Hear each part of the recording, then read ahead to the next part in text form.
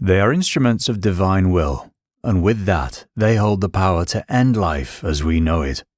Ladies and gentlemen, this is Pantheon Mythology, where today we're diving into the question, why are angels so terrifying?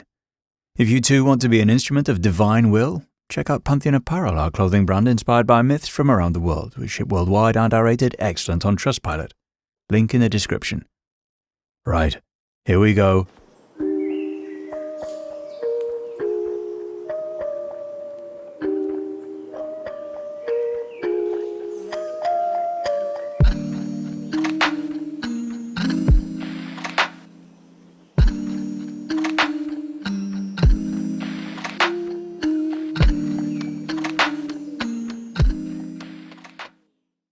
When you hear the word angel, you may picture glowing figures with halos and feathered wings, calm, serene, and comforting. But the angels described in ancient texts are far more intense. They may deliver hope, but they also bring fear. They're far from gentle. They are messengers, guardians, and warriors who carry out God's will, no matter how devastating. In religious traditions, angels act as intermediaries between heavens and humanity. They deliver messages that change the course of history, like when Gabriel told Mary she'd give birth to Jesus, or issued dire warnings, like the angels who urged Lot to flee from Sodom before its fiery end. Their presence alone is enough to overwhelm mortals. People tremble, fall to their knees, or shield their eyes. They aren't all the same either. They exist in a hierarchy with different roles and levels of power.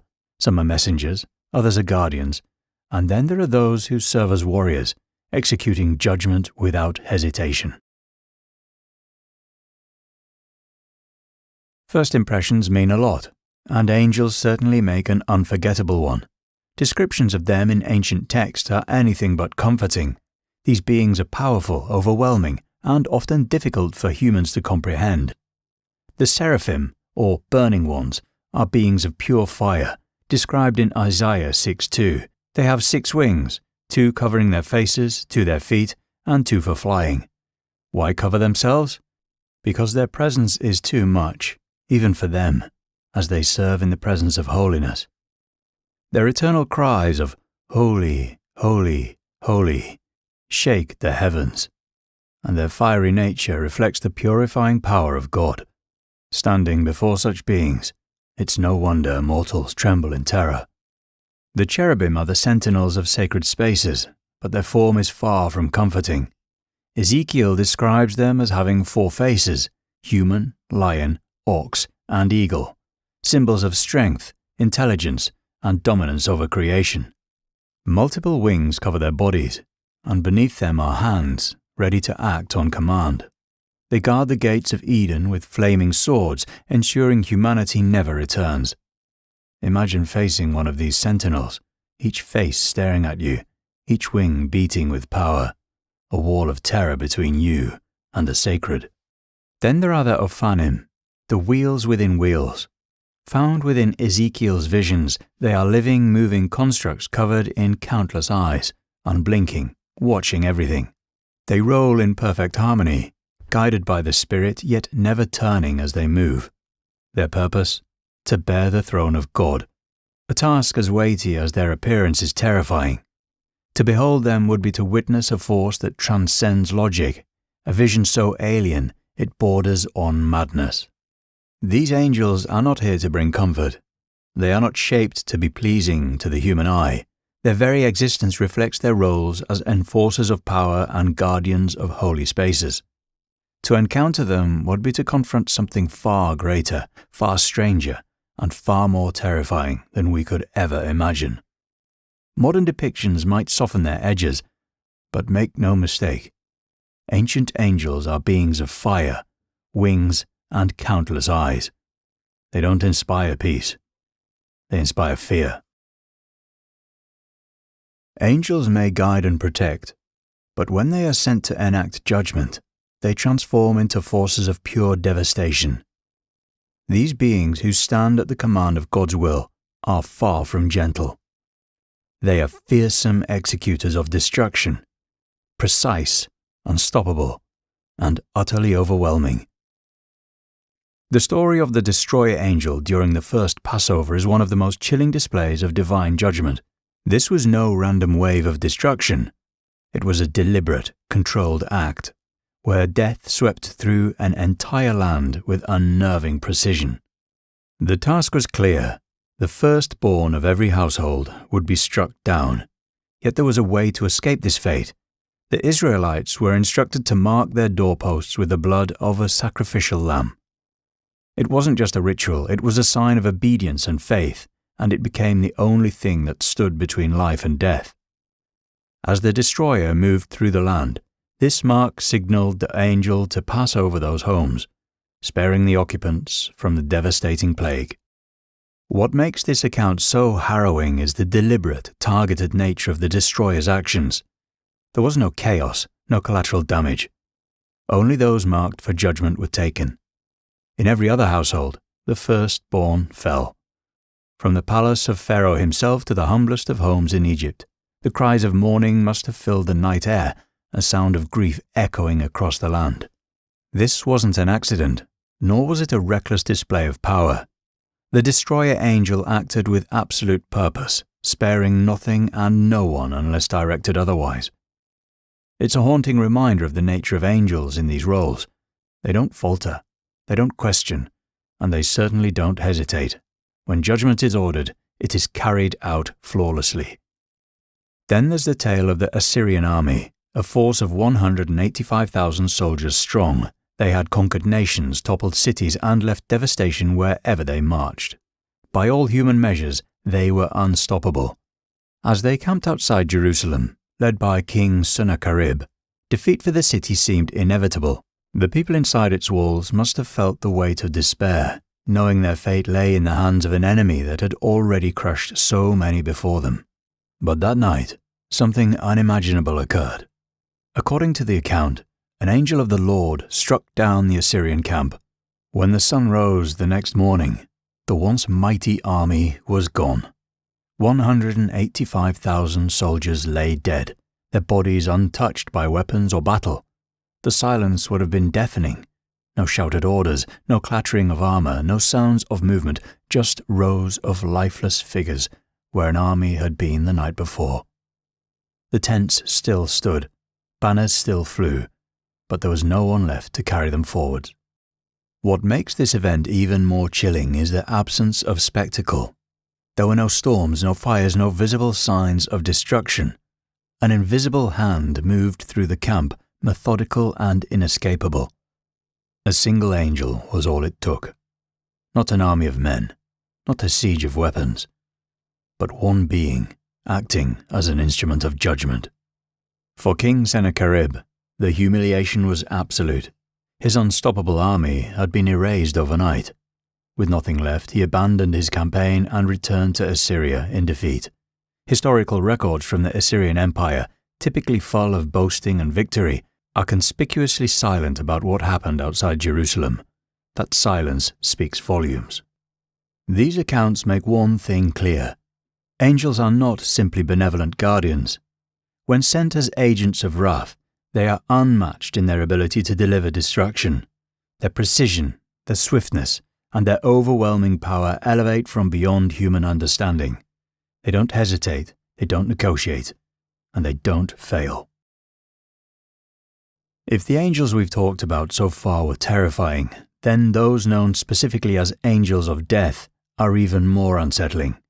These beings aren't just agents of destruction, they're the ones who come for you at the moment your time runs out. In Islamic tradition, Azrael, the angel of death, plays a role that's as monumental as it is inescapable. He is tasked with collecting souls at the appointed hour of death, carrying them into the afterlife. This isn't a figure you can bargain with or escape. When Azrael appears, it's because your time has come. No warnings, no delays, just the final, undeniable moment when life meets its end. What makes Azrael so chilling is the deeply personal nature of his role. Unlike angels of wrath who bring destruction on a grand scale, Azrael's work is individual. He arrives for you and you only, invisible to the living but impossible to deny when your final breath is near. In this moment, all illusions of control are stripped away. and the reality of mortality becomes painfully clear. Azrael's presence is said to shift depending on the person he visits. To the righteous, he appears gentle, almost merciful, a guide who eases the soul's passage to its next destination, like a calming presence amidst the unknown. But to the wicked, he is harrowing, a figure of overwhelming dread. There's no compassion in his gaze, no comfort to be found. Instead, Azrael becomes the physical manifestation of judgment, the last terrifying face a soul encounters before being pulled from its earthly life. In Jewish tradition, Samael is a far darker, more complex figure among the angels. Known as the Angel of Death, he is far more than just a collector of souls. Samael is a tempter, an accuser, and a destroyer, a figure who straddles the line between justice and something far more sinister. His name, often translated as Venom of God, gives a chilling insight into his nature. The word venom carries an unsettling weight. It's not just something deadly, it lingers, spreads and corrupts. But paired with of God, it becomes clear that Samuel doesn't act out of chaos. His power, terrifying as it is, still serves a higher will. That contrast makes him even more unnerving. Samael's destruction is deliberate, sanctioned, and impossible to escape. Unlike Azrael, who simply collects souls at the appointed hour, Samael's role is far more complicated. In some stories, he tempts humans to stray from the right path, leading them into sin. Then, as the Angel of Death, he is the one to deliver their punishment. It's a cruel irony. Samael is both the tempter and the executioner, the cause of one's downfall and the one who sees it through. Descriptions of Samael often place him in shadow, literally and figuratively. He's a dark figure, lingering on the edge of heaven and hell, never quite belonging to either. Some traditions even describe him as a fallen angel, still carrying out commands, but with an ominous presence that inspires dread. Is he a servant of justice, or is he something closer to an adversary? What sets Samael apart is the way he represents judgment. He doesn't simply take lives. He reminds humanity that their actions have consequences. To encounter him is to face the weight of every sin, every misstep. He delivers death, yes, but he delivers it with a sense of punishment and finality that few can comprehend. If angels of death weren't enough, then how about the angels that bring upon the end of the world? Take the 7 trumpets sounded by 7 angels, each heralding escalating disasters. The first trumpet unleashes hail and fire mixed with blood, scorching a third of the earth and devastating vegetation. The second trumpet casts a burning mountain into the sea, turning a third of the oceans into blood and destroying marine life and ships. The third poisons rivers and springs, making them undrinkable, while the fourth plunges a third of the heavens into darkness, dimming the sun, moon and stars. Each trumpet amplifies the destruction, showcasing the terrifying scale of wrath. The 5th trumpet opens the abyss, releasing monstrous locusts unlike anything humanity has ever known. These creatures, with human-like faces, crowns of gold, and tails like scorpions, are not sent to kill, but to torment. Their sting causes unbearable agony, driving people to beg for death, though death itself eludes them. The 6th trumpet escalates the devastation, releasing the 4 angels of the Euphrates bound until their appointed hour. When these 4 angels are released, they bring with them an army so vast its numbers are described as twice 10,000 times 10,000, a force of 200 million for those of you without a calculator handy. This terrifying army, with riders on grotesque horses breathing fire, smoke and sulfur, is unleashed to slaughter a third of mankind. The sheer scale of destruction they bring is staggering, marking a point of no return, as these angels execute their mandate with unrelenting precision. Finally, the 7th trumpet sounds, not to unleash another disaster, but to declare the ultimate culmination of heavenly plans. It proclaims the end of the current world order, with voices announcing, "The kingdom of the world has become the kingdom of our Lord and of his Christ, and he shall reign forever and ever." The trumpet heralds judgment, the completion of wrath, and the ushering in of divine rule. Unlike the earlier trumpets, the 7th signals finality. The wrath is complete, and humanity must now face the consequences of its actions. Most think of angels as heavenly beings, but what happens when they fall? What of those who rebelled, defied order, and were cast down to become symbols of chaos and fear? Lucifer, the morning star, was once a figure of unparalleled light and beauty. He held a position of greatness, but his pride drove him to challenge divine authority. He wanted more. He wanted to rise above even God. That insurrection ended in ruin. Stripped of his radiance, he plummeted from the heavens and became Satan, the adversary. Once a beacon of divine splendor, he now epitomizes the dangers of unchecked ambition and the depth to which even the most exalted can fall, transforming him into a force of dread and defiance. The Watchers were tasked with safeguarding humanity, but their fall was catastrophic. According to the Book of Enoch, these angels descended to earth and succumbed to temptation. They took human wives and fathered the Nephilim, giants whose strength brought ruin rather than balance. Their transgressions didn't end there. They unveiled hidden knowledge, teaching humans to forge weapons, weave enchantments, and manipulate the natural world. This betrayal unleashed unprecedented violence and discord. As punishment, the Watchers were bound in darkness, their fate sealed until the final judgment. Their tale is a stark cautionary example of what happens when protectors turn into corruptors. Azazel's rebellion was unique in its direct impact on Earth. He introduced humanity to the tools of warfare, escalating simple disputes into devastating conflicts. He also revealed the arts of seduction and vanity, planting the seeds of greed and immortality. His influence corrupted human society, driving it toward destruction. For these crimes, Azazel was exiled to a barren wilderness, shackled to await eternal judgment. His story serves as a chilling illustration of how dissemination of forbidden truths can destabilize the delicate balance of the world and ignite widespread chaos. Even in their fall, these beings didn't lose their power. They twisted it into something darker. The fallen show us that angels aren't just symbols of hope. They can be forces of terror, especially when their purpose is corrupted. Not all angels are destroyers or fallen rebels. Some are the ultimate defenders of the order, the good guys. But don't be fooled into thinking they're comforting. Their sheer power and otherworldly presence make them just as terrifying as they are awe-inspiring. Take Michael, the Archangel, heaven's undefeated commander. In Revelation, he leads the celestial armies against Lucifer and his rebellious followers. This isn't just a battle.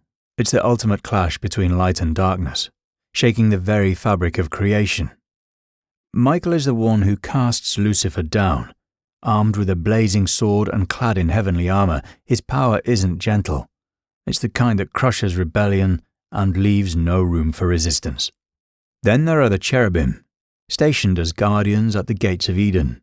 Their flaming swords and unyielding vigilance make them an impenetrable wall between humanity and the divine. To stand before them isn't just intimidating. It's a direct confrontation with the limits of human audacity. Warrior angels aren't just symbols of justice. They're its enforcers. In many traditions, they're described as the soldiers of heaven, armed with weapons that defy our understanding, swords of light, shields that repel darkness, and an authority that can silence entire armies. They don't negotiate, they act, and their actions are swift and decisive. Even as defenders of good, these angels are far from comforting. Their overwhelming might serves as a reminder that divine power doesn't operate on human terms. Whether battling demons, guarding sacred spaces, or leading heavenly armies, they show us that even righteousness can be terrifying. After all, how would you protect the cosmos? Angels aren't confined to the pages of Christian scripture. Across different cultures and religions, these celestial beings show up in various forms, each with their own terrifying purpose and power. Whether they're guardians of hell, cosmic warriors, or divine soldiers battling chaos, angels in other traditions aren't always comforting figures. They can be just as fearsome as the ones we've discussed already. In Islamic tradition, the Zabaniya are a chilling example of angels whose sole purpose is to bring wrath to the wicked. These 19 angels stand at the gates of hell, tasked with punishing souls who have defied God's law.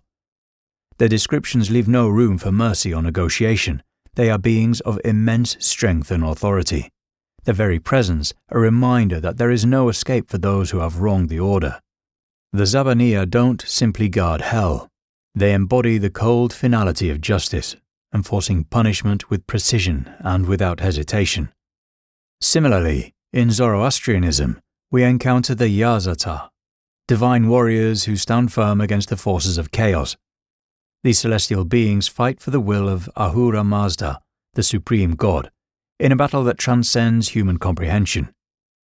Their mission is simple yet profound: to keep the universe in order by pushing back against the ever-present threat of Angra Mainyu, the spirit of evil. Yazata aren't just messengers or guardians. They are soldiers armed with power and ferocity, ensuring that balance and harmony are maintained in the face of constant turmoil. These angels, though from different traditions, all share one terrifying quality. They are unyielding in their mission. Whether punishing the damned or fighting to preserve the cosmic balance, they remind us that angels are not always gentle figures of light. When divine will requires it, they are fierce forces of justice, whose presence alone demands respect and fear. At the heart of it, angels aren't necessarily good or evil. They are powerful beings that exist beyond human understanding, operating under laws and orders we can't fully grasp. They carry out tasks that, to us, seem unimaginable, from enforcing justice to defending sacred realms, sometimes with an intensity that's hard to comprehend. They don't care for our human concepts of good or bad. They carry out their duties with unyielding precision, and sometimes that means destruction. But it also means order, balance, and protection. They aren't here to punish us out of malice. They're simply forces we cannot fully control, forces we must respect. And so, the question remains, why are angels so terrifying? Because at the end of the day, they are reminders of the overwhelming power of the universe. They force us to confront our own vulnerability, our inability to control what lies beyond our comprehension. They make us realize that, in the grand scheme of things, we are not the center of everything. Their presence tells us that the universe is much more complex and much more terrifying than we ever realized.